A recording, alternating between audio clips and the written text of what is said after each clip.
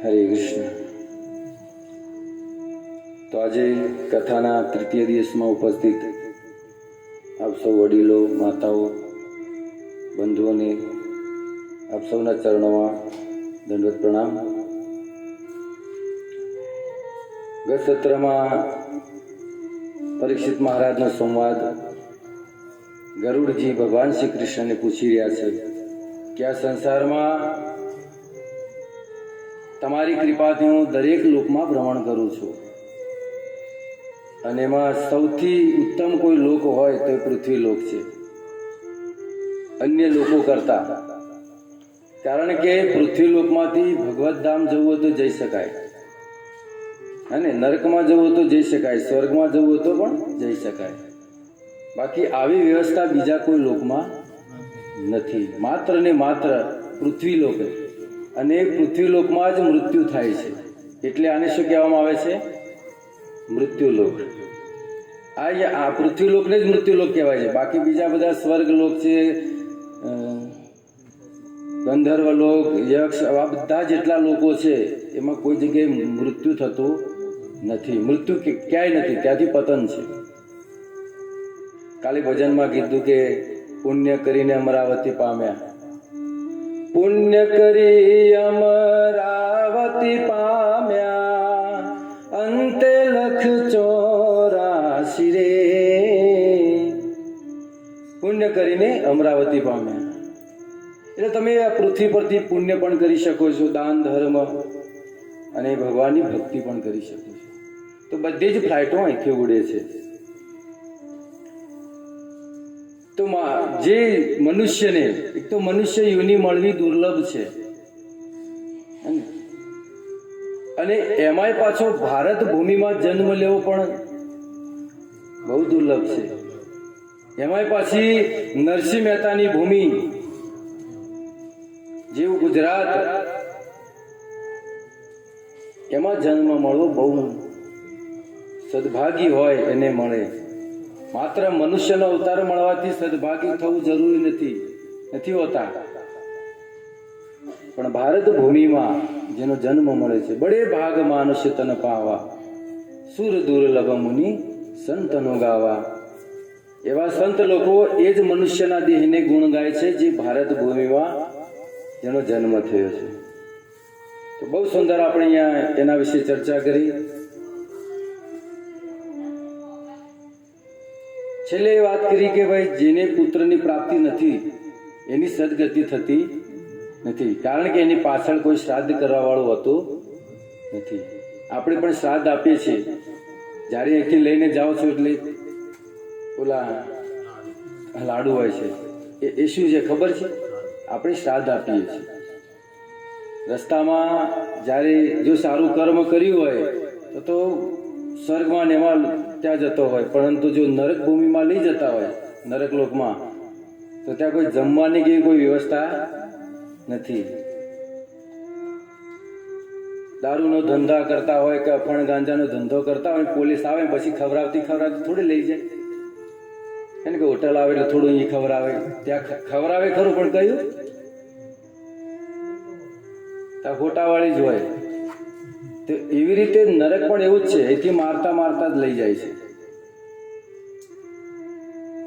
તો જે વ્યક્તિનું મૃત્યુ થાય છે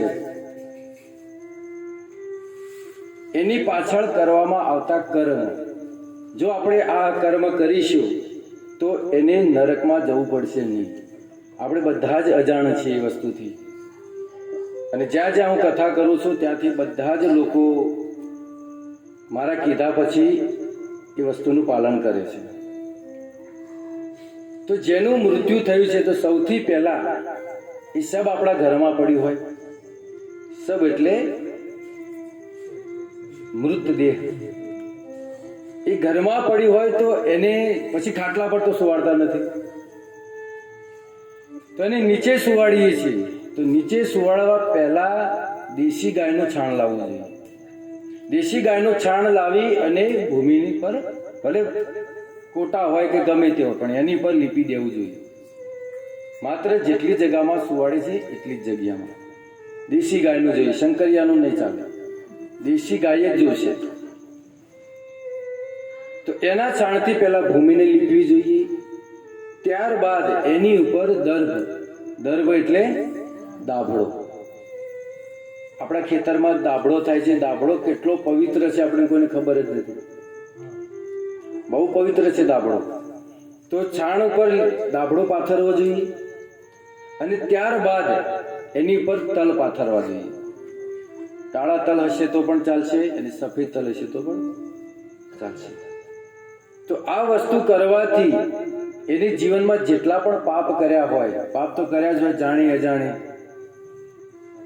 કોઈ જાણીને કરે, કોઈ અજાણે પણ કરે છે. અજાણે પાપ એક છે કે ઘરમાં ઝાડુ મારવું, ગરમ પાણી કરીને નાહવું. હવે બાથરૂમમાં ગરમ પાણી કરીને નાહીએ તો અંદર કેટલા કીડા હોય છે, એ બધા મરે જ છે. તે પાપ લાગે સાહેબ.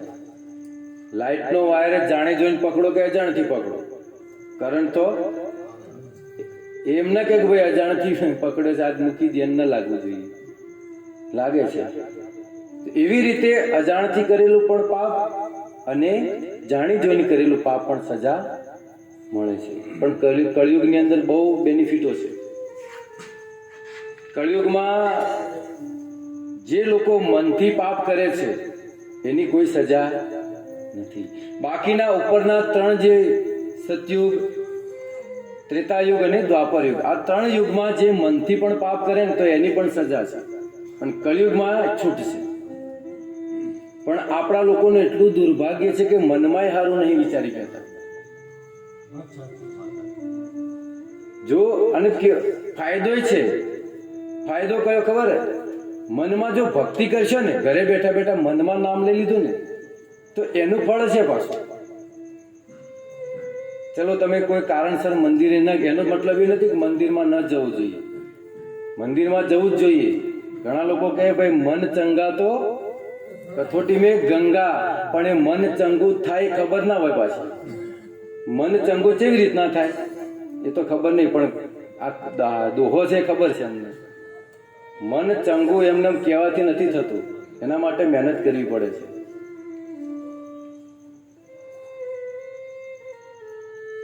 તો જેનું મૃત્યુ થયું છે એને આ 3 વસ્તુ કરવી જોઈએ. દાભડો, ગાયનું છાણ અને તલ આ પાથરવા જોઈએ. હવે મનમાં એક પ્રશ્ન થતો હશે કે ભાઈ ગાયનું છાણ તો ચલો પવિત્ર છે, પણ તલ અને દાભડો એ શું છે? પવિત્ર તો છે, પણ કેવી રીતે પવિત્ર છે આપણને ખબર નથી. તો જ્યારે તમે છાણ લીપ્યા પછી સવને રાખો, તલ નાખો, દાભડો નાખો, એના પછી એક લોટો જળ લેવાનો. આ વિધિ છે, દરેકે કરવાની. હવે પછી લોટામાં જળ લઈ એના ફરતા ધાર કરી દેવાની, અને એના પર ધાર કર્યા પછી ફરતા, જ્યાં સબ સુવાડ્યું છે એના ફરતા, તો એ ધારમાં બ્રહ્માજીનો વાસ થાય છે, ભગવાન વિષ્ણુનો વાસ થાય છે, ભગવાન શિવનો અને મહાલક્ષ્મીનો. આ 4 દેવતાઓનો વાસ એમાં થાય છે. જે વ્યક્તિ આ કાર્ય નથી કરતા, અત્યારે તો એવું નથી, નહીં તો પહેલાના સમયમાં મૃત્યુ બાદ સૌની અંદર કોઈ બીજી આત્મા પ્રવેશ કરે છે. જે આત્મા નીકળી ગઈ એ આત્મા ફરીને પ્રવેશ કરી શકતી નથી. તમે જો ઘણાને વળગણ વળગે છે તો એક આત્મા તો અંદર બેઠી છે અને બીજી પ્રવેશ કરે છે ને, તો બીજી આત્મા બીજાના શરીરમાં પ્રવેશ કરી શકે, પરંતુ પોતાના શરીરમાં પ્રવેશ કરી શકે નહીં. ક્યારેય નહીં કરી શકે.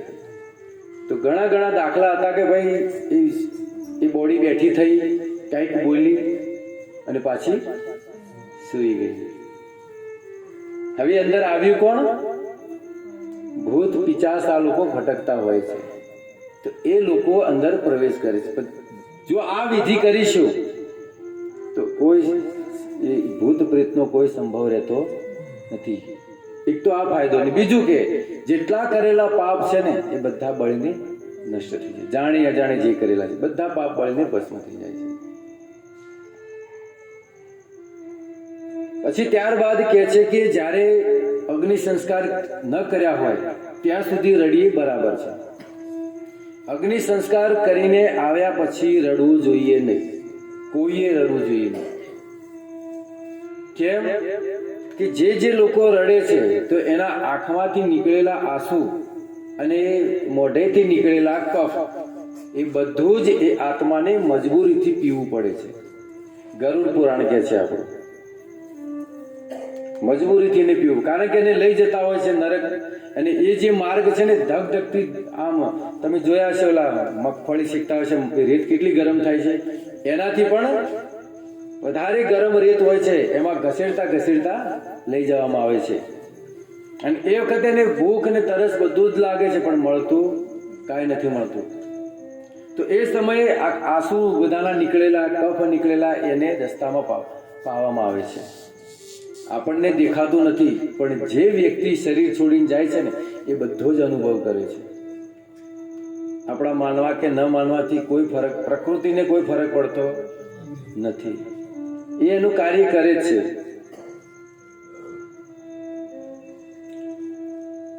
તો આ વિધિ કરવાથી એના બધા જ પાપ બળીને ભસ્મ થઈ જાય છે. અને અગ્નિ સંસ્કાર કર્યા પછી એને રડવું નહીં. વાત સમજાઈ ગઈ બધાને? દુઃખ થાય છે, પણ હવે એક તો જીવાત્મા શરીર છોડતી વખતે દુઃખ થયું હોય છે, અને ઉપરથી આપણે આ બધું એને પાઈએ, એટલું જીવાત્મા દુઃખી થાય છે. તો અગ્નિ સંસ્કાર કરીને આવ્યા પછી રડવું જોઈએ નહીં. હવે કહે છે કે તલ કેવી રીતે પવિત્ર છે? તો તલ જે છે ભગવાન વિષ્ણુના પરસેવામાંથી બનેલા છે, એટલા માટે પવિત્ર છે. જે વ્યક્તિ સોનાનું દાન ન કરી શકે, આજે કોઈ ન કરી શકે, અવસર પ્રસંગ હોય તો બનાવવું પડે વહુ માટે, તો હે ને કાઠું એ તો દાન તો વાત દૂર જ રહી ગઈ. જ્યાં હાલવાનું છે હાલવું જ પડે એવું છે, ત્યાં હાધા મળતા નથી. તો હવે સોનાનું દાન તો કોઈ નહીં કરી શકે. રાજા મહારાજો કરતા સોનાનું દાન, ભૂમિદાન, ગોદાન એટલે એક ગાય નહીં, લાખો ગાયો દાન કરતા રાજાઓ. હવે બધું શક્ય નથી. તો ભગવાનના પરસેવામાંથી નીકળેલા જે તલ છે ને, એ તલનું કોઈ 1 કિલો તલનું દાન કરે તો એને કેટલું ફળ મળે છે? તો કહે છે કે 32 શેર સોનાનું દાન જે કરે બ્રાહ્મણને, એટલું ફળ 1 કિલો તલનું દાન કરવાથી મળે છે. 32 શેર એટલે કેટલું થયું? 16 કિલો સોનું. 16 કિલો સોનું જો કોઈ દાન કરે, એટલું જ ફળ 1 કિલો તલમાં મળે છે. તો એ તો આપણે કરી શકીએ ને, આ કરવું જોઈએ. વધારે આપણે કરી શકીએ એમ નથી. તો આ તલની મહિમા થઈ. એના પાસે સુંદર શ્લોક પણ છે, ગરુડ પુરાણો છે. શું કહે છે કે દર્ભ મૂલે સ્થિતો બ્રહ્મા, દાબડાની વાત આવી. દર્ભ મૂલે સ્થિતો બ્રહ્મા, મધ્ય દેવો જનાર્દન, દર્ભાગ્રે શંકર વિદ્યાત, ત્રિયો દેવા કુશે સ્મૃતઃ. દાબડાની વાત આવી. દાબડો કેમ પવિત્ર છે? તો કે છે દર્ભ મૂલે સ્થિતો બ્રહ્મા.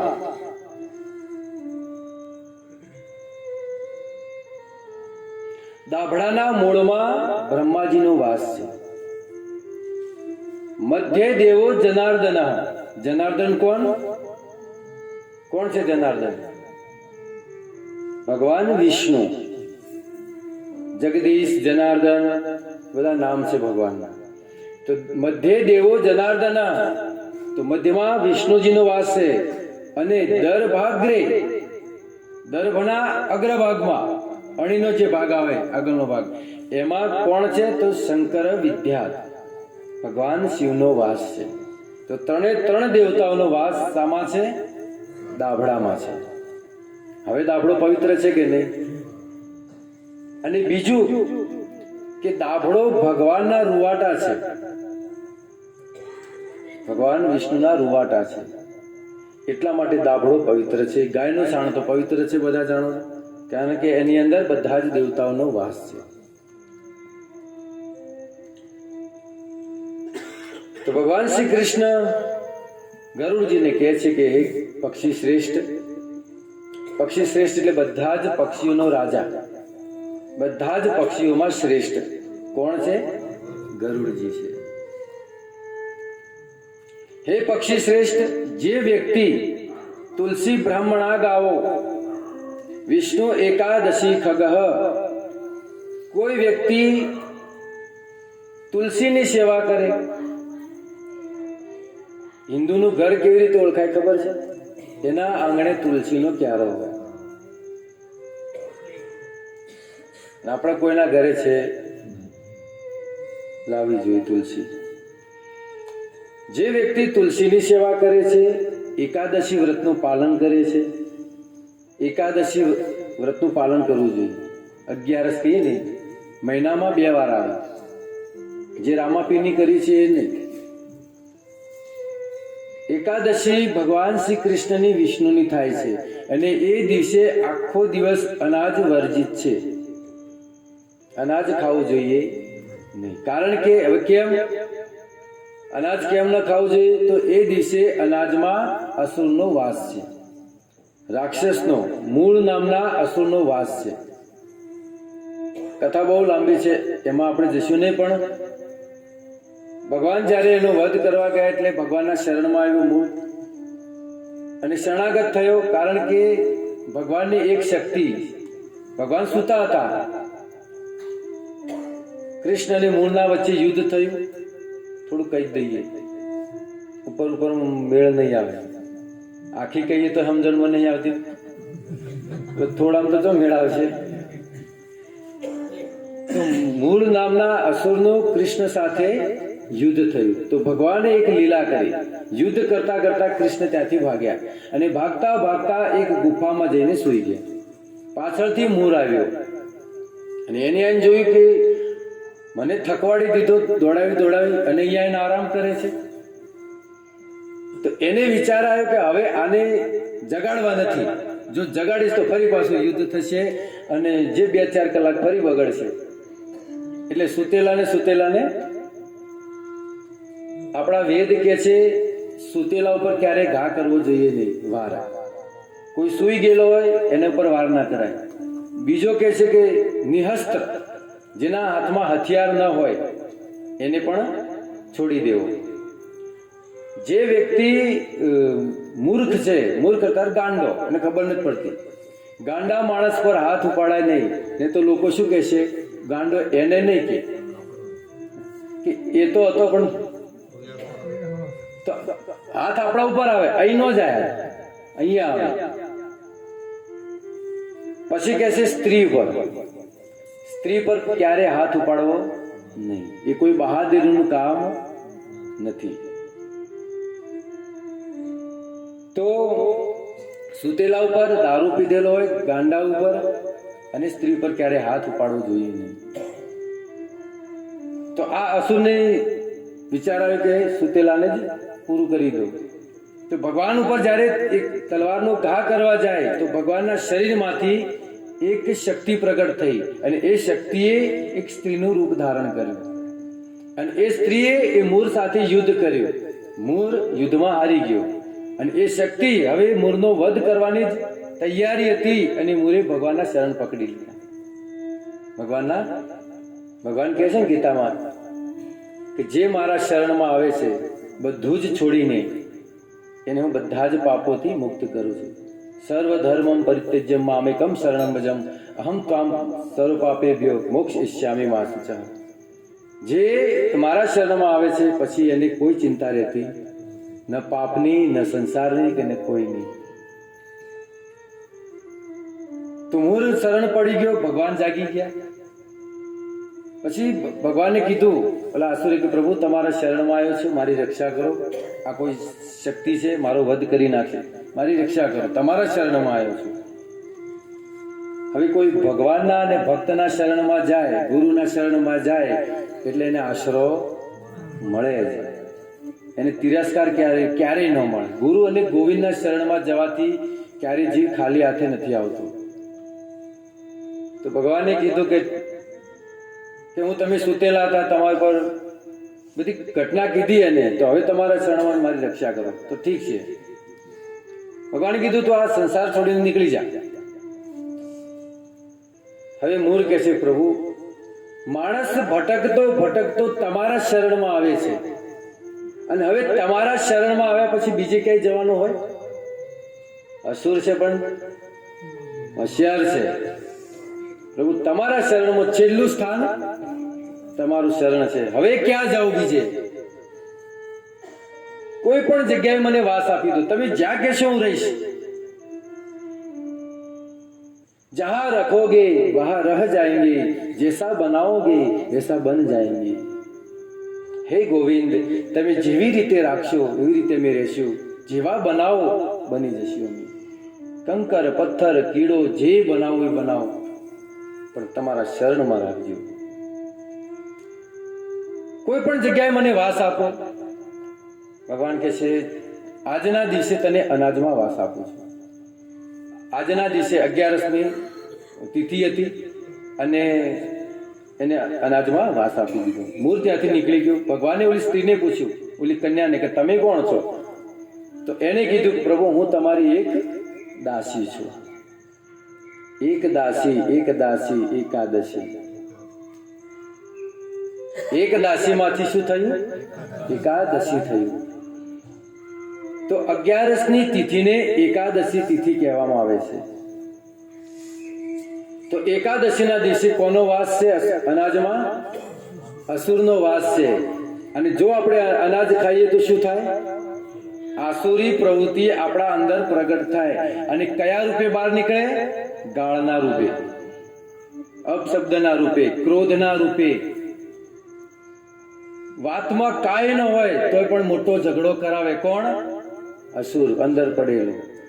હવે અત્યાર સુધી કોઈ એકાદશી કરી નથી તો કેટલો અસુરનો પ્રભાવ આપણા અંદર છે. આજે વારંવાર ચીડિયાતું જીવ મગજ થઈ જાય છે, ઝઘડા થાય છે, વારંવાર બધું કોણ કરાવે છે? એકાદશી વ્રતનું પાલન કરો તમે. કોઈ વ્યક્તિ આ જીવન માત્ર ખાલી એકાદશીનું નિષ્ઠાપૂર્વક જો વ્રત કરે ને તો પણ ભગવત ધામ જઈ જાય, ભગવત ધામ પહોંચી જાય. કોઈ વ્યક્તિ દેશી ગાયનું પ્રેમથી જો એની સેવા કરે ને, લકડી માર્યા વગર, દોવા ન દે તો એને લકડી મારવાની નહીં, પ્રેમથી જો એની કોઈ સેવા કરે છે આ જીવન, તો પણ એને ભગવત ધામ. કારણ કે ગાય કૃષ્ણને બહુ પ્રિય છે. ગાયની પાછળ કૃષ્ણ અઢવાણા દોડ્યા છે. અને ત્રીજું કહે છે, તુલસીની સેવા કોઈ કરે, તુલસીની સેવા જો આ જીવન કોઈ કરે તો પણ ભગવત ધામ નિશ્ચિત છે. ભલે પછી ભગવાનનું નામ લે કે ન લે, આ 3 વસ્તુ એને ભગવત ધામ પહોંચાડી દેશે. અને 3 વસ્તુ ભગવાનને બહુ પ્રિય છે. એકાદશી, એને એ કન્યાને આશીર્વાદ પણ આપ્યા ભગવાને, કે હું તને આશીર્વાદ આપું છું કે આજના દિવસે જે અનાજ નહીં ખાય અને આ તારા વ્રતનું પાલન કરશે, આજની તિથિનું, એને મારી શુદ્ધ ભક્તિ મળશે. એને આશીર્વાદ મળ્યા છે. એકાદશી વ્રત પાલન કરીને જુઓ. એકાદશીના દિવસે અનાજ નહીં ખાવું, બાકી બધું ખવાય છે. બાકી બધું એટલે સાબુદાણા ખાતા તો એ પણ નહીં ખાવાના. મોરૈયો નહીં ખાવાનો. મોરૈયો પણ અનાજમાં ગણાય છે.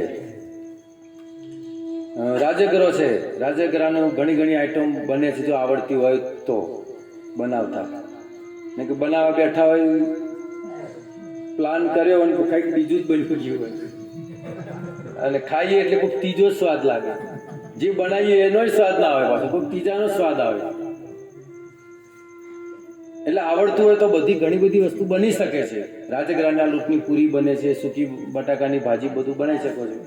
આ બધું ખાઈ શકો છો, કારણ કે એકાદશી કરી છે. આ બધું ખાવું તમારો ધર્મ છે, એટલે ખાવું જોઈએ. એક વ્યક્તિ એકાદશી કરી તો એને પૂછ્યું કે, અને ગીત ગાતો, આજ મારે એકાદશીનો ઉપવાસ, આજે મારે એકાદશીનો ઉપવાસ છે. વેઠો મેં તો ભૂખનો ત્રાસ. ભૂખનો ત્રાસ. જો તમે આમ આડા દિવસે ન ખાવ તો કાંઈ ન થાય. તમે જો, અને એકાદશી દિવસે તમે ભૂખ્યા રહો, ખાલી એટલી ભૂખ લાગે. બાપુ કેમ કે અંદરથી વાઈટ પડે, એવી વાઈડ ઉપડે કે એટલે એકાદશીના દિવસે અનાજ ખાવું જોઈએ. ઘણી બધી આઈટમો, કેળા છે, દૂધ છે. તો આજે મારે એકાદશીનો ઉપવાસ, વેઠ્યો મેં ભૂખનો ત્રાસ. અચ્છા, તો તમે કાંઈ નથી ખાધું કે ના ખાધું? કેટલું? 1 ડઝન કેળા ખાધા. 1 ડઝન કેળા ખાધા, આવડા વળતારી કેળા. અને એ કેળાની સાલ જેને કાઢી હતી ને, એ ગાય અડધી ખાધી, પેટ ભરાઈ ગયું ગાયનું. બોલો, એવું ડઝન કેળા ખાધેલા. બાપુ કહે છે, મોરારી બાપુ, કે અડધી સાલ ખાધી, એમાં તો ગાયનું પેટ ભરાઈ ગયું. કે તો 1 ડઝન કેળા ખાધા. બીજું શું ખાધું? બીજું દૂધ પીધું 1 લીટર. અને આટલું બધું ખાધું તો સાંજે વરોણા થઈને બેઠા હોય, આજ તો એકાદશી છે, મારે તો ઉપવાસ છે. યાર તું ડઝન કેળા, પેલા બગાનો કેવડો, આટલું ખાઈ ખાઈને જરાય જગ્યા તો રાખી જ ન હોય. શ્વાસમાં હવાની જગ્યા ના હોય. બોલો, શ્વાસ અહીંથી પાછો વળે, અંદર જાય જ નહીં એટલો. તો કે છે એકાદશીના દિવસે અનાજ નહીં ખાવું જોઈએ. અને કે છે કે વૈષ્ણવ સેવા. આપણી વાત ક્યાંથી શરૂ થઈ હતી? તુલસી બ્રાહ્મણ આ ગાઓ, વિષ્ણુ એકાદશી ખગ, વિષ્ણુની ભક્તિ, એકાદશી વ્રત, ગીતાનું દાન. ભગવદ્ ગીતાનું કોઈ દાન કરે તો પણ ભગવાનને બહુ પ્રિય છે. અને વૈષ્ણવ સેવા, ભગવાન વિષ્ણુના જે ભક્તો છે એની કોઈ સેવા કરે ને, 1 વૈષ્ણવને કોઈ ભોજન કરાવે ને, તો 1000 બ્રાહ્મણોને ખવડાવવા બરાબર એનું પુણ્ય મળે છે. કારણ કે ભજનમાં ગાયું છે ને, પ્રાણ થકી મને વૈષ્ણવ વાલા, મારા પ્રાણથી પણ મને વૈષ્ણવ વાલા છે. બ્રાહ્મણો ભગવાનનું મુખ છે, નો ડાઉટ, પણ પ્રિય તો વૈષ્ણવ છે. બ્રાહ્મણો ભગવાનનો મુખ છે, ક્ષત્રિયો ભુજાઓ છે. જે વૈશ્ય છે એ ભગવાનનો કટિભાગ છે, અને જે શુદ્ર છે ભગવાનના ચરણ છે. હવે આપણે જેને નીચા ગણીએ છીએ ને, એનો વાસ ક્યાં છે? ભગવાનના ચરણમાં. ભગવાનના દર્શન ક્યાંથી શરૂ થાય? ચરણથી થાય. તો આપણા બધા કરતા શ્રેષ્ઠ સ્થાન એને લીધું છે, શુદ્ર, નિત્ય નિરંતર ભગવાનના શરણમાં છે. તો આપણે કોઈને નીચા ગણવા નહીં, આપણા કરતા શ્રેષ્ઠ સ્થાન એને લઈને બેઠા છે, ભગવાનના ચરણ છે. તો એની બધાની મુક્તિ પ્રાપ્ત થઈ જાય છે. વિષ્ણુ એકાદશી ગીતા, તુલસી વિપ્રધેનવ, સારે દુર્ગ સંસારે ષટપતિ મુક્તિદાયિની. આ બધાથી એની મુક્તિ થાય છે. તો ત્યારબાદ મીઠાના દાનની મહિમા છે. જો કોઈ વ્યક્તિ મીઠાનું દાન કરે તો એ મીઠાનો રસ જે છે એ લવણ રસ કહેવામાં આવે છે. એ લવણ રસ પિતૃને બહુ પ્રિય હોય છે અને એને સ્વર્ગ પ્રદાન કરવા વાળો હોય છે. એટલે મીઠાનું દાન કરવું જોઈએ. જો તલનું દાન ના કરી કે તો કાંઈ નહીં, 1 કિલો મીઠું તો આપી શકીએ. 1 કિલો મીઠાનું દાન બ્રાહ્મણને આપવું જોઈએ. અને બ્રાહ્મણ એવો હોવો જોઈએ જે મસાલા ન ખાતો હોય, તમાકુ ન ખાતો હોય, જેને શિખા ન હોય. અત્યારે ઇમ્પોર્ટેડ બ્રાહ્મણો થઈ ગયા છે, શિખા રાખતા શરમ આવે છે, ખબર નહીં કેમ. તો આ બધા બ્રાહ્મણને માણસ પોતાના કર્મથી ઓળખાય છે. તો બ્રાહ્મણને 1 કિલો મીઠાનું દાન કરવું જોઈએ.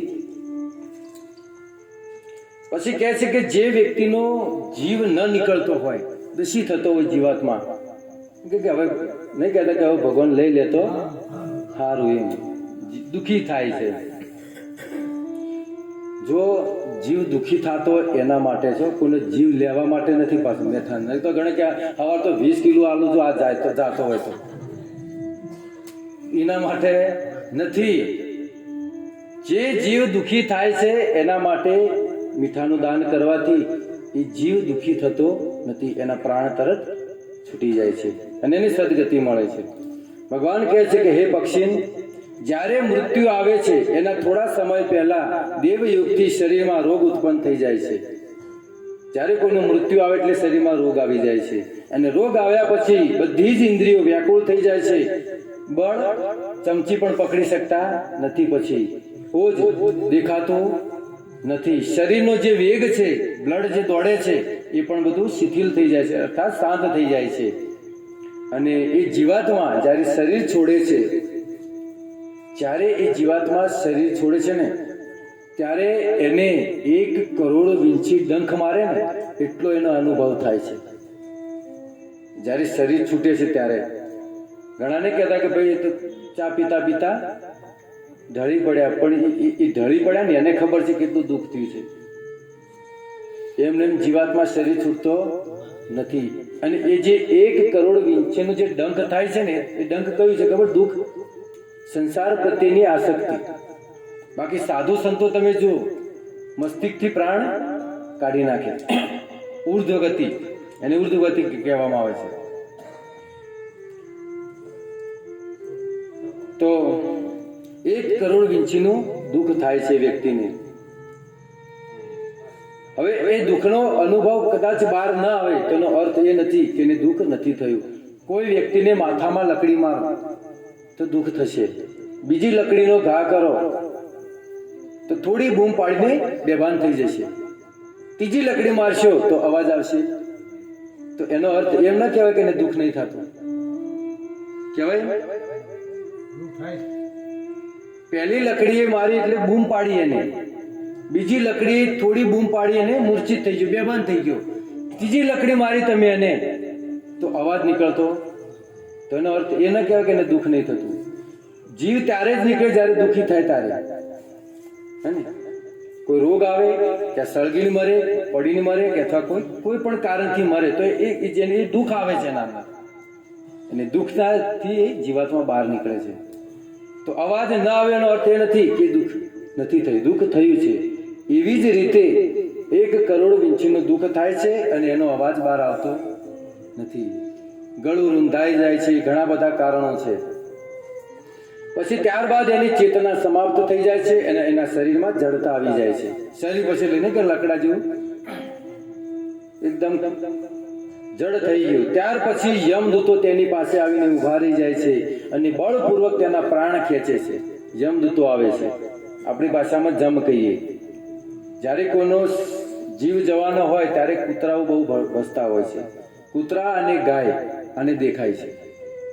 ગરુડ પુરાણ કહે છે આપણે કે આ બંનેને દેખાય છે યમદૂતો. તો યમદૂતો એની પાસે આવે છે અને પ્રાણ જબરજસ્તી ખેંચે છે. એને જવું નથી, પણ એ એટલા ક્રૂર હોય છે યમદૂતો કે હૃદયમાં હાથ નાખી અને પ્રાણને ખેંચે છે. પહેલા યમપાસ ફેંકે, યમપાસથી ન આવે તો હાથ નાખી હૃદયમાં અને પ્રાણ એનો ખેંચે છે. કારણ કે એ લોકોને એટલી કોઈ પણ પ્રકારની દયા હોતી નથી. જે લોકો મિલિટરીમાં નોકરી કરે છે એ સામે દુશ્મન છે તો દયા લાવે ક્યાં મેળાવે? દયા લાવી શકે કે બિચારાને ક્યાં મારું? એને વિચાર કરે તો શું થાય? એને મારવું પડે. તો દયા હોતી નથી. આતંકવાદીઓને કોઈ દયા હોતી નથી. લાખો માણસોને મારી નાખે તો એને દયા ના આવે. તો એવી રીતે આ યમદૂતોને પણ દયા હોતી નથી. ત્યારબાદ યમપાસથી એને બાંધવામાં આવે છે અને જ્યારે એનો પ્રાણ ખેંચે છે ત્યારે એનો પ્રાણ અહીંયા કંઠમાં આવે. સૌથી પહેલા કંઠમાં આવવાથી એનું જે રૂપ છે એ બિભરામણું થઈ જાય છે. કોઈ વ્યક્તિ શરીર છોડતો તમે જોઈ ન શકો, એને રૂપ એનું બિભરાણું થઈ જાય છે. ત્યારબાદ કે છે ને મોઢામાંથી ફીણ આવે છે, મોઢામાંથી લાળ નીકળે છે અને એ હાહાકાર કરતા યમદૂતો એ જીવાત્માને લઈને યમલોકમાં જાય છે. તો ભાગવતમાં પરીક્ષિત મહારાજ એક પ્રશ્ન કરે છે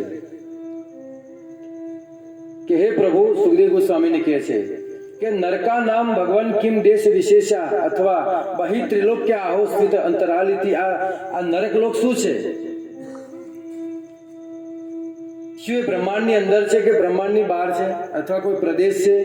અને મૃત્યુના સમયે શરીરમાં પ્રવાહી પ્રફુલ્લિત થઈને તીવ્ર વેગે દોડે છે, ભયંકર ધગધગતી ભૂમિમાં એને લઈ જવામાં આવે છે. આ બધું કેમ થાય છે? શું છે આ મૃત્યુ? આ નરક શું છે? ત્યારે ભગવાન કહે છે કે હે ગરુડ, જો કયો વ્યક્તિ કેવી રીતે મરે છે, જે વ્યક્તિ સત્યવાદી છે, સત્વગુણમાં જીવ્યો છે, શ્રદ્ધાવાળો છે, આસ્તિક છે, એનું મૃત્યુ સુખપૂર્વક થાય છે. એટલે એને કોઈ દુઃખી થવું પડતું નથી. તો એનો અર્થ થાય કે જે ભક્તિ કરતા હોય એની જ વાત છે. એનું જ મૃત્યુ સારી રીતે થાય છે. બહારના લોકોને દુઃખ દેખાય, ભક્ત શરીર છોડતો હોય તો બધાને દુઃખ લાગે, પણ અંતરાત્માથી દુઃખી હોતો નથી. કારણ કે ભજનમાં ગાયું છે કે આઠે પહોરે આનંદ. એને દુઃખ હોતું સંસારને બતાવે.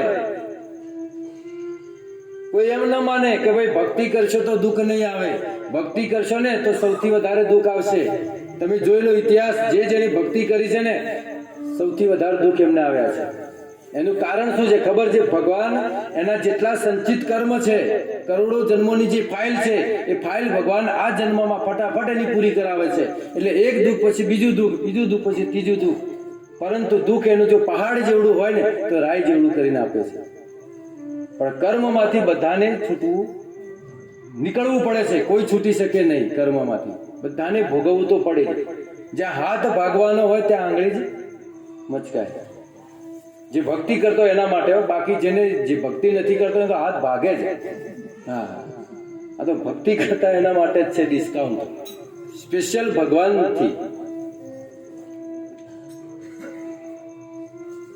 તો જે સત્યવાદી છે એનું સુખ પૂર્વક થાય છે.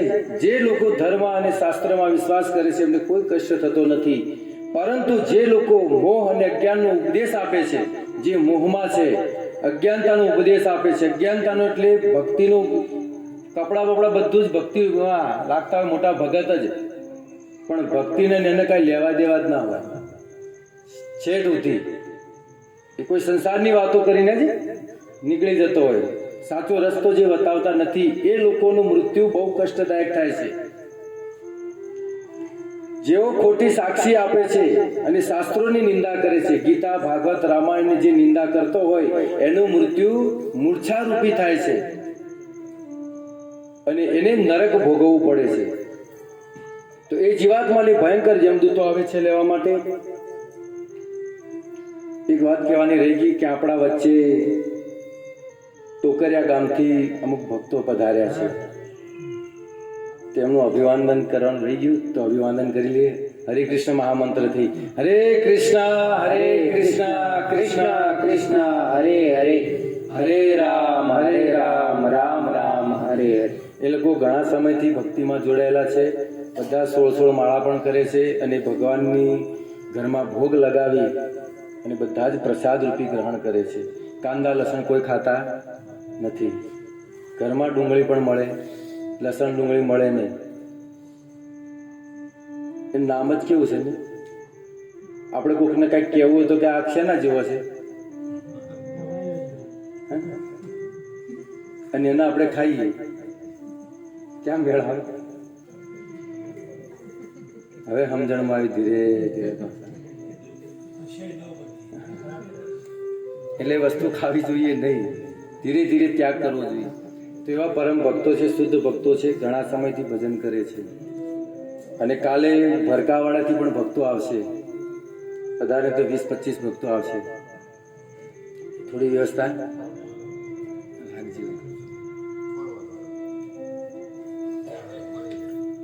તો એ યમદૂતો કેવા છે તો કે છે, ભાગવતનો શ્લોક છે, સહપાસ હસ્તાન ત્રિન દ્રષ્ટવા પુરુષાન અતિદારુણાન વક્રતુંડ ઉર્ધ્વરોમણ આત્મા નૈતું આગિતાન. કેવા છે તો કે છે ભયંકર મુખવાળા. ગરુડ પુરાણમાં વર્ણન છે, ભયંકર મુખવાળા છે, તાંબાના તાર જેવા એમના વાળ હોય છે અને પહાડની સમાન હોય છે. એ તો જે વ્યક્તિ શરીર છોડી રહ્યું છે ને એને જ દેખાય. એટલા માટે મળ અને મૂત્રનો ત્યાગ પણ કરી દે છે. એ જોઈ નથી શકતો, ઘણી બૂમ પાડે છે બચાવ બચાવ, પણ કોઈ સાંભળી શકે નહીં. મોઢું બધું બંધ થઈ જાય છે, બધું જ કામ કરતું. અને એવા ભયંકર લોકો આવે છે. ભક્તો, જે વ્યક્તિ જેવું કર્મ કરે છે એવી એની ગતિ થાય છે. ભગવાનની ગીતામાં કહ્યું છે, ઉર્ધ્વ ગચ્છન્તિ સત્વસ્થા. જે લોકો સારું જીવન જીવે છે, સત્યવાદી ભક્તિ કરે છે, તો એમની ગતિ કેવી થાય છે? ઉર્ધ્વ ગચ્છન્તિ સત્વસ્થા મધ્ય તિષ્ઠન્તિ રાજસા. જે લોકો રજોગુણમાં રહીને કર્મ કરે છે એ પૃથ્વીલોકમાં રહી જાય છે. અને જગન્ય ગુણ ઉત્તિષ્ઠા, જે લોકો જગન્ય પાપ કરે છે, ઘોર પાપ કરે છે, એ લોકો અધોગચ્છન્તિ તામસા, એની અધોગતિ થાય છે, એ તમો ગુણમાં રહીને કાર્ય કરે છે. તો 3 વ્યક્તિની 3 અલગ અલગ પ્રકારની ગતિ છે. તો જે જીવાત્માને નરકમાં લઈ જવામાં આવે છે, એ નરક કેટલો દૂર છે પૃથ્વીથી? તો કે છે કે 99,000 યોજન દૂર. 99,000 યોજન દૂર એટલે લગભગ અહીંથી 7 લાખ ઉપર કિલોમીટર થાય. નીચે આવેલો છે. જનલોક, મહરલોક બધા નીચે આવે, પાતાળ લોક ને બધા નીચે આવેલા છે. તો એ પાતાળ લોકની બાજુમાં નરકલોક છે, અને નરકલોકની બાજુમાં છે પિતૃ ઓફિસ. જે વ્યક્તિ અહીંથી મરીને જાય તો સૌથી પહેલા એને પિતૃ ઓફિસમાં રાખવામાં આવે, વેઇટિંગ ઓફિસ કહેવામાં આવે છે. અને જ્યારે એની સજાનો સમય આવે, અને સજાનો સમય આવે ત્યાં સુધી જેલમાં રાખે કે નહીં, તો ત્યાં પણ એવી જ વ્યવસ્થા છે, એને જેલમાં રાખવામાં આવી. અને પછી એનો સજાનો સમય આવે ત્યાર પછી એને એ નરકલોકમાં લઈ જવામાં આવે, અને પછી એની સજા થાય. પિતૃલોકમાં હોય ત્યાં સુધી જો ભગવત કથા થઈ જાય ને તો પણ એમને નરકમાં જવું પડતું નથી, ત્યાંથી તે સીધા સ્વર્ગમાં પહોંચી જાય. આ ભાગવત કહે છે. પણ આવું સત્કાર્ય થાય તો કહે છે કે ત્યાં નરકમાં ગયા પછી જીવાત્મા વિવિધ પ્રકારની સજાઓ ભોગવે છે. તો એ નરકનું વર્ણન આપણે કાલે કરીશું. પરંતુ કયો વ્યક્તિ કેવું કર્મ કરે છે અને એને કેવી યોનિ પ્રાપ્ત થાય છે એ આપણે સાંભળી લઈએ. ભગવાન કહે છે કે હે ખગેન્દ્ર, જે વ્યક્તિ બ્રાહ્મણની હત્યા કરે છે અથવા બ્રાહ્મણને મારે છે, એ વ્યક્તિ બીજા જીવનમાં બગલો બને, ઘોડો બને, અને ભૂંડ અને ઊંટની યોનિ પ્રાપ્ત એને થાય છે. બ્રાહ્મણ ઉપર હાથ ઉપાડવો, બ્રાહ્મણની હત્યા કરવી. જે વ્યક્તિ સોનાની ચોરી કરે છે, એ કાચબો, કીટ અને પતંગિયું બને છે. આ ગરુડ પુરાણમાં બધું વર્ણન છે. જે વ્યક્તિ બ્રાહ્મણની સ્ત્રી સાથે સહવાસ કરે, ગુરુપત્ની સાથે સહવાસ કરે, તો એને જાળા અને વૃક્ષની યોનિ પ્રાપ્ત થાય છે. જે વ્યક્તિ માસિક સમય સહવાસ કરે તો એને બ્રહ્મહત્યાનું પાપ લાગે છે. જે બ્રહ્મઘાતી છે એને કેન્સરની બીમારી થાય છે. જે વ્યક્તિ દારૂ પીવે છે તો એ બીજા જન્મમાં વિકૃત દાંતવાળો હોય છે, એના દાંત ફરેલા હોય. તો સમજવાનું, ભાઈએ ખૂબ જલરિયા ખાલી કરે. અને એની સાથે જો કોઈ રહે છે ને તો પણ એને એવી સજા થાય છે. દારૂ પીવે અને દારૂ પીવાના પૈસા આપે, એ બંને પણ. જે વ્યક્તિ બીજાની સ્ત્રી સાથે સંભોગ કરે છે એ બ્રહ્મ રાક્ષસ બને છે. જે વ્યક્તિ રત્નોની ચોરી કરે છે નીચી યોનિમાં જાય છે. જે વ્યક્તિ અત્તરની ચોરી કરે, અત્તરની દુકાનમાં ગયા હોય, એક પૈસેથી લઈને બે પેલા નજર હટીને દુર્ઘટના ઘટી, 2-4 ડાબલ્યો તો એવો જે કરે છે, અત્તરની ચોરી કરે છે, એ શું બને છે? તો સસુંદર. એટલે તમે જો સસુંદરને જો ના કરતું જ હોય, એ અત્તર જ ગોતે. ભાઈએ ખૂબ લગાવી છે ચોરી કરી. હા, એટલે બધે જ ગોતતું જ ફરે, ખૂણે ખૂણે ગોતે, પણ એને કઈ મળતું નથી. ત્યારબાદ જે અનાજની ચોરી કરે છે, કોઈના ઘરમાં, કોઈના ખેતરમાંથી પૂછ્યા વગર પૂંખ માટે ઘઉં લઈ લીધા ને તો એ જ્યાં અનાજની ચોરી કરે છે તો એ ઉંદર બને છે. એટલે બીજા જન્મમાં બોરીઓ કાપતો જ અરે ઘઉં કાપે, ઉભા ઘઉં કાપે. આ બધી છે સત્ય વસ્તુ છે. જો મેળ આવે છે કે નથી આવતો એવું નથી, મેં મેળ કરીને બેઠો છું. આ ગરુડ પુરાણમાં છે ને કે આ આખો દાડી યાદ કરતા લાગે, બધું સેટિંગ કરીને આવ્યા છે બરાબર, પણ એવું નથી કર્યું સેટિંગ. આ છે જ ગરુડ પુરાણમાં વર્ણન છે ને. જે વ્યક્તિ અનાજની ચોરી કરે ઉંદર બને છે.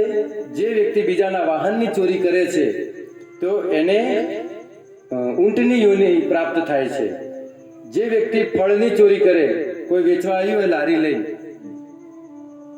પૈસેથી ઉપરથી લે અને મફતનું નીચેથી લે, તો એ કોણ બને ખબર છે? વાંદરો. એટલે ઓબે કૂદકા માર્યા કરે, ખાય તે ખૂબ ખાધા ચોરી કરી.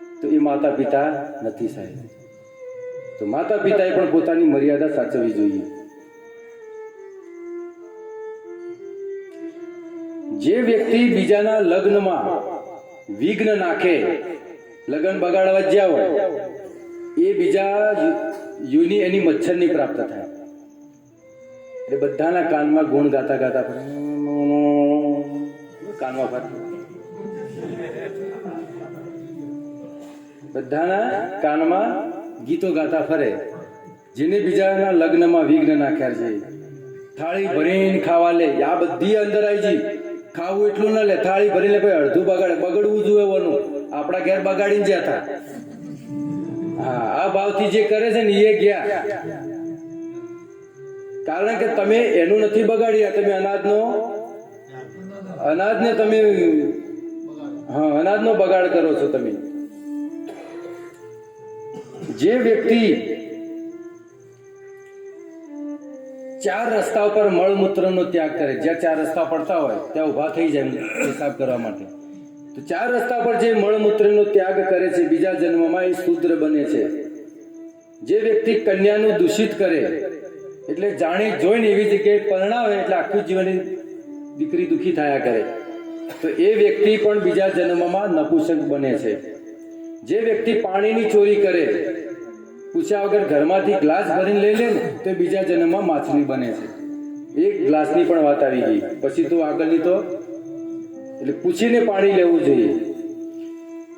કોઈ વ્યક્તિ બીજાને આપ્યા વગર એકલો ભોજન કરી દે, કોઈ ઘરે આવ્યું હોય ભિખારી, ઘરમાં રાંધેલું પડ્યું છે, પણ જો એમ કે હજી તમારું અધવન બાચી છે, તો એ વ્યક્તિ બીજા જન્મમાં સંતાનહીન બને છે. એટલે પાછળ કોઈ ખાવા વાળું રાખે જ નહીં, કારણ એને ખવડાવી જ નથી, એટલે એને પાછળ કોઈ ખાવા વાળું રહે નહીં. જે વ્યક્તિ બીજાની નિંદા કરે છે, કાચબો બને છે. જે ભગવાનની કથા નથી સાંભળતા, ભગવાનની કથા થતી હોય જો ન સાંભળી, તો બીજા જન્મમાં બેરા બનાવે, એટલે મગજમારી જ નહીં. કોઈ ઓભળીએ તો કોઈ ઓભળાતા તો જાય જશે, કે કોઈ તમે શું કથામાં જતા ઓભળતો જ નહીં, શું જવું? તો પહેલા જન્મમાં ઓભળ્યું હોત તો.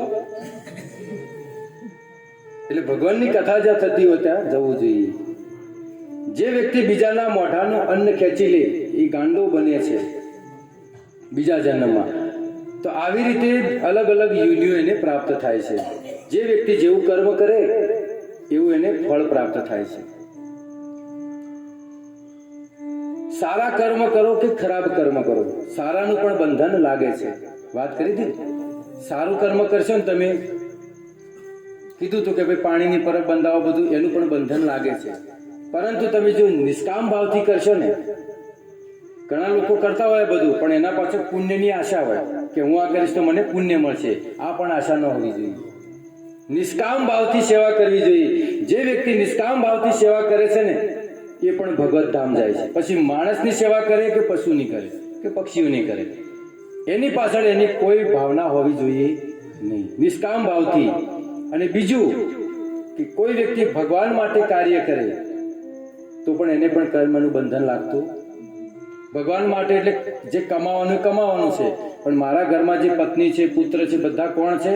ભગવાનના અંશ છે, અને મને એની સેવા કરવાનો અવસર મળ્યો છે, તો મારું કર્તવ્ય છે કે એમની સેવા કરવી. પુત્ર, પત્ની, માતા પિતાની બધાની સેવા કરી, પણ એ કેવી રીતે, કેવા ભાવથી? ભગવાનના અંશ છે એ ભાવથી જો સેવા કરશે તો પણ એને બંધન લાગશે નહીં. જે પણ કર્મ કરો એ બધું જ ભગવાનને અર્પણ કરવું જોઈએ. જ્યારે પણ કોઈ પણ વસ્તુ લાવો, નવા કપડાં લાવો કે દાગીના લાવો, સૌથી પહેલા આપણા ભગવાનને અર્પણ કરવું જોઈએ. કોઈ પણ વસ્તુ ઘરમાં નવી વસ્તુ આવે એટલે પહેલા ભગવાનને ઓફર કરો. અને ચપ્પલ લાવો તો દૂરથી ઓફર કરો, એ મંદિરમાં ના મેળ દેવાના. ભગવાનને ઓફર કરવાનું કીધું, લાવ આય એ દૂર મેકવાના, પણ આમ ઉલટા રાખી દે એટલે ભગવાન દ્રષ્ટિ પડી જાય. પ્રસાદ રૂપે કહેવાનો મારો ભાવ છે કે બધી જ વસ્તુ પ્રસાદના રૂપમાં ગ્રહણ કરવી જોઈએ. સીધી ભોગ કરવો નહીં. આપણે ભોગના લાયક નથી. આપણે કોણ છે? ભોગ્ય છીએ. આપણે ભોગી ન શકીએ. ભોગતારામ યજ્ઞ તપસામ સર્વલોક મહેશ્વર.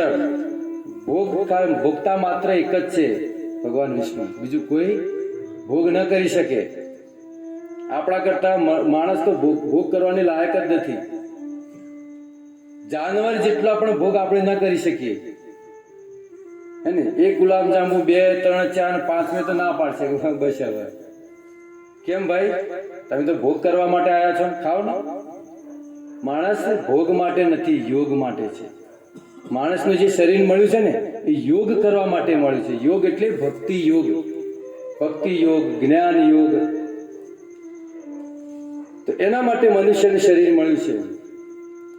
તો જે પણ ઘરમાં બનાવો કે લાવો, ભગવાનને અર્પણ કરવું જોઈએ. યજ્ઞ શિષ્ટા સિના સંતો મુચ્યંતે સર્વ અખિલ વિષય ભુજ્યંતે તું અગમ પાપા ये પચત્યાત્મ કારણાત. તું જે લાવે છે, જો ભોગ અર્પણ કર્યા વગર ખાધું તે મહાપાપ છે. તો અર્પણ કરીને ખાવું જોઈએ. તો ભગવાનને ભોગ કેવી રીતે લગાવો એ પણ આપણે જોઈ લઈએ. કાંદા લસણ વાળી વસ્તુ ભગવાનને ભોગ લગાવી નહીં. ઘરમાં પહેલા તો ભગવાનનો ફોટો લાવવો. રામનો લાવો કે કૃષ્ણનો લાવો કે વિષ્ણુનો લાવો, એ ફોટો લાવી અને એને ભગવાનનો ભોગ એને લગાવવો જોઈએ. કોઈ પણ પ્રકારનો તમો ગુણ આહાર ભગવાનને અર્પણ કરવું જોઈએ નહીં. મસૂરની દાળ પણ નથી લાગતી ભગવાનને. માંસાહાર ન કરવો, પછી કોઈ પણ પ્રકારનો નશો ન કરવો, જુગાર ન રમવો, આ 4 નિયમ છે. વ્યભિચાર ન કરવો, વ્યભિચાર એટલે પર સ્ત્રી ગમન ક્યારેય ન કરવું જોઈએ. જીવનમાં પવિત્ર રહેવો, આહાર શુદ્ધો સત્વ શુદ્ધિ. જો તમારો આહાર શુદ્ધ છે તો જીવન પણ શુદ્ધ છે, પવિત્ર છે. તો ક્યારે પણ ભગવાનને અર્પણ કર્યા વગર ખાવું જોઈએ નહીં. અને ભગવાનને એવું નહીં કે ઘણી બધી મિષ્ટાન બનાવીને પત્રમ પુષ્પમ ફલમ તો યોમે ભક્તા પ્રયચ્છતિ.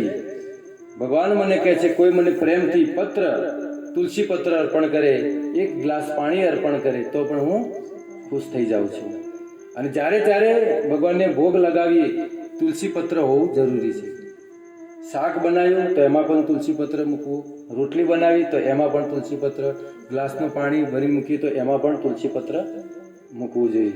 અને આ રીતે ભગવાનને ભોગ લગાવવો જોઈએ. ઘણા લોકો કહે છે, ભાઈ અમે તો ભોગ લગાવી તો કોઈ લગાવતું નહીં, એટલે કહેવાનું આવતું જ નહીં. પણ ભોગ લગાવશો તો ઘણા કે ભાઈ ખાવા તો આવતા નથી. ખાવા માટે ભગવાન આવે, પણ એના માટે આપણે ભગવાનને પુકારવા પડે. તો પુકારીએ ભગવાનને.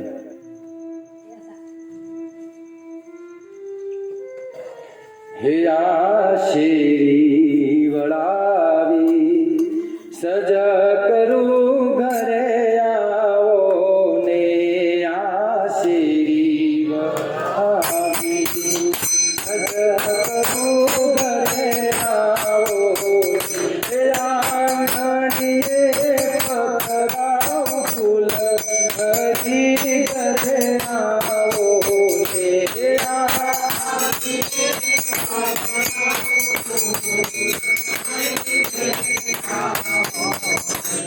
આશીરી વળાવી સજા કરું ઘરે આવો ને, આશીરી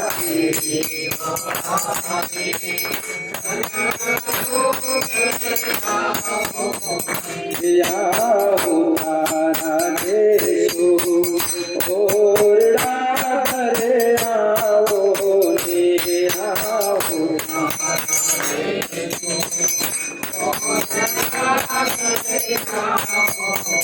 દેશું દેશું મેરી ના મોલ હરી ઘરે આવો ને, દેશું દેશું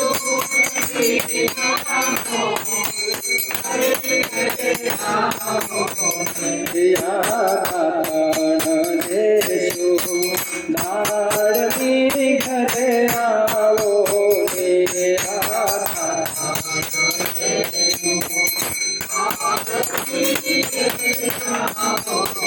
દેશું દેશું પનેરી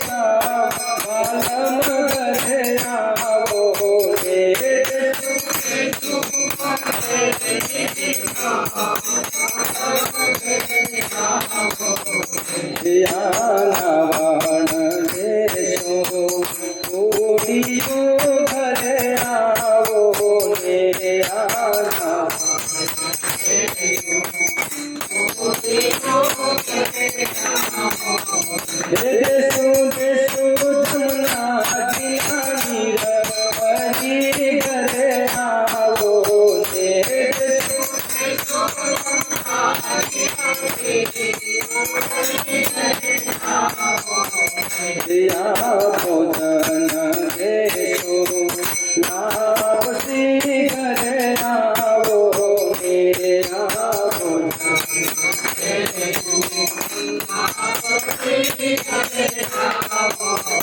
देशो देशो साकरियो संसार हरि घरे आवो मेरे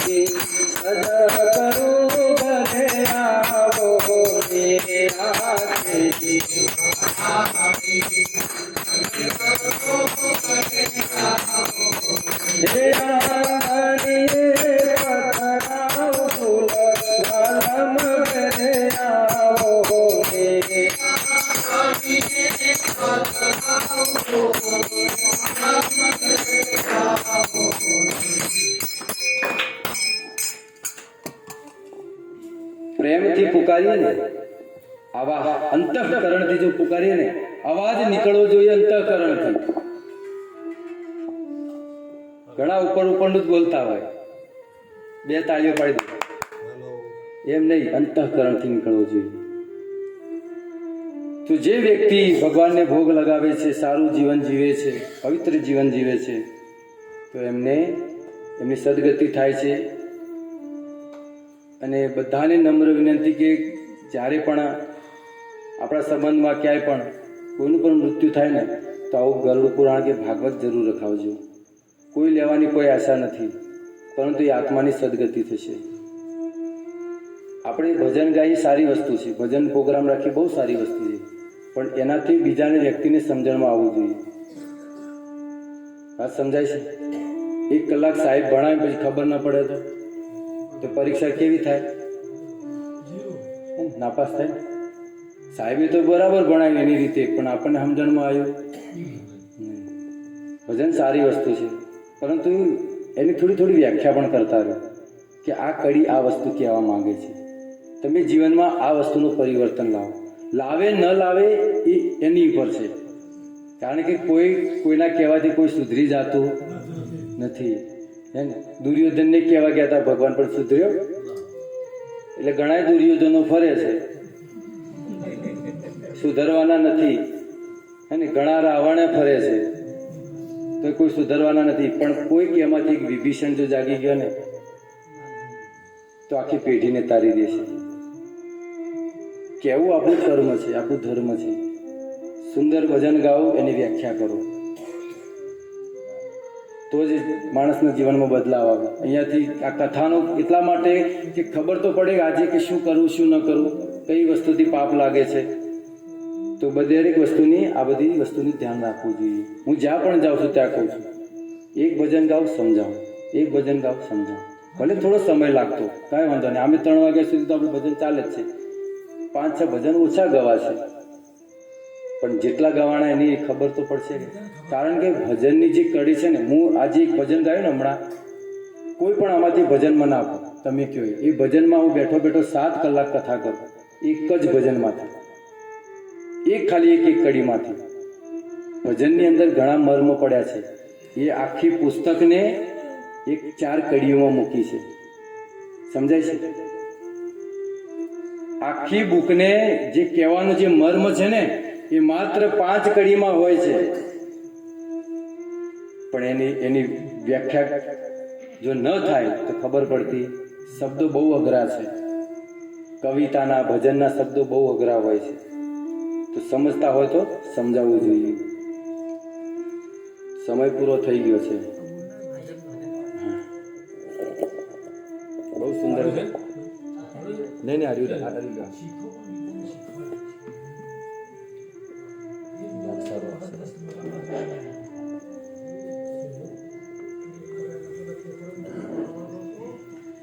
બોલો કૃષ્ણ કનૈયા લાલ કી જય. બોલો નિર્વાણ હંસની. આપણી વચ્ચેથી આજે જયેશભાઈ વિદાય લીધી છે, તો પ્રભુ એમના આત્માની દિવ્ય શાંતિ આપે અને એમના પરિવારજનોને જે આજે દુઃખ પડ્યું છે, તો પ્રભુને આપણે પ્રાર્થના કરીએ કે એમના પરિવારને એટલી હિંમત આપે આટલું દુઃખ સહન કરવાની. હે કોણ જાણી શકે કાળને રે, સવારે કાલ કેવું થાશે. કોણ જાણી શકે કાળને રે, સવારે કાલ કેવું થશે. હે કોણ જાણી શકે કાળને રે, સવારે કાલ કેવું થાશે. કોણ જાણી શકે કાળને રે, સવાર કાલ કેવો